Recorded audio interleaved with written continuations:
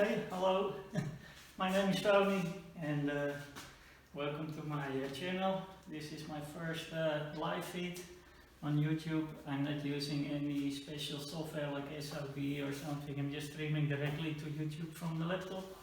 I also have a normal video stream later to edit and a time lapse so we can speed up the build process if you are watching later, but this is going to be the raw thing. I'm going to explain about 3D printers and let's get started. 3D printers are very popular now, and you can buy these kits that you build yourself. Let me explain how this works. To explain that, it's maybe good to go back to the old inkjet printers, when the print head just moves from left to right. So if you want to print a circle like this, it will just print until you have your circle. I hope you can see. Well, a 3D printer more or less does the same, but now you only have your 2D, your left, right, and your back and forward. So you have your X and your Y, but you need now also your C. So how do you do that? Well, instead of printing with ink, we print with plastic. That's called a filament, and we just melt plastic and we just put layer by layer by layer until we have the object. So what does it look like? If we print a layer, then we lift the pen and we print another layer.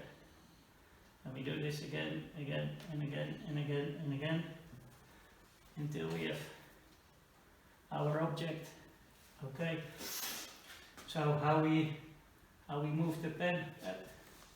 Well, let me show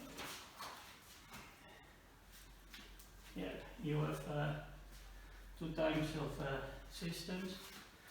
You can move the pen like this.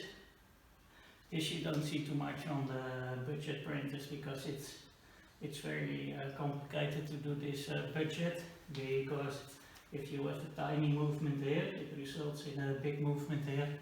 So that means it's very hard to do this with budget parts. So they probably use this one, that you move the print head back and forward, or you do the platform where your object is on, you move that back and forward or left to right. And this is called the bed.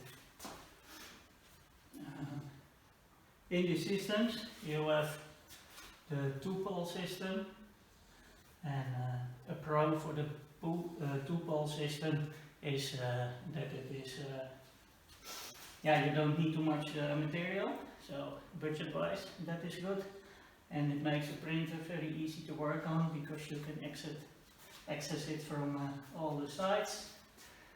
There is a gun though, and that is the print head.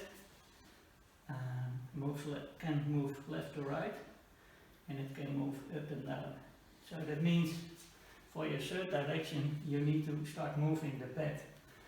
And with the two-pole system,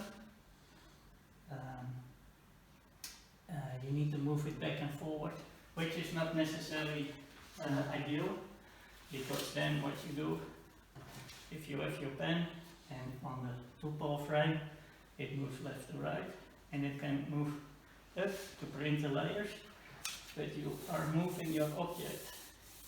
And if you do that too much,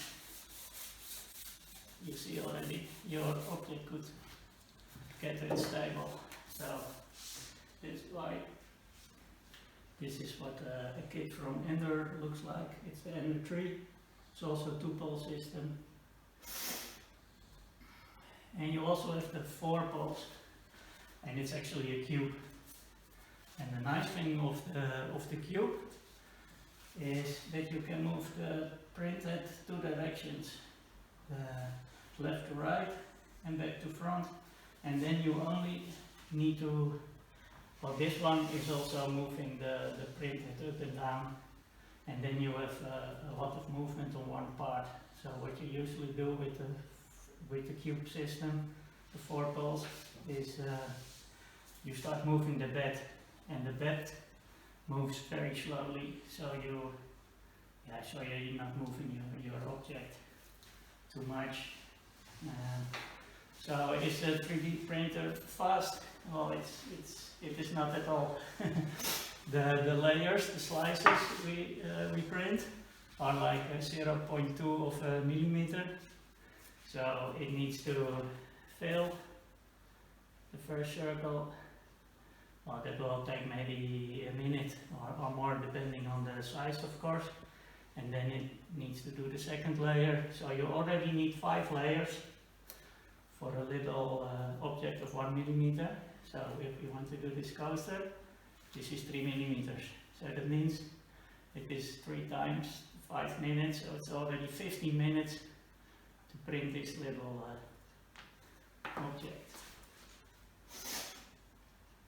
And this is the 4 pole. So let's open the box and see what we actually include at the table.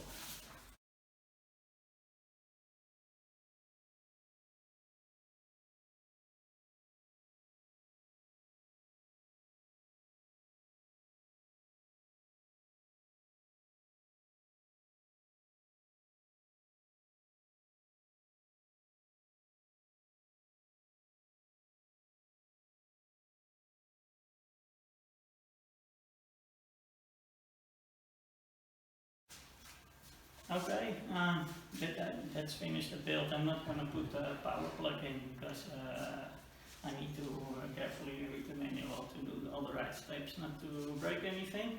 We are also around an hour, so I think it was enough. Thank you for watching. Thank you for being here in my first live stream. And if you like to see the shorter version, which I can also imagine, I will put later another video with the time lapse, so it will speed up a lot, and then you only have the information. So thank you. If you think the video was nice, you can put a like. If you want to be updated when I post a new video, you can just click the subscribe button that you find anywhere, or otherwise in the main page of my channel. Thank you much.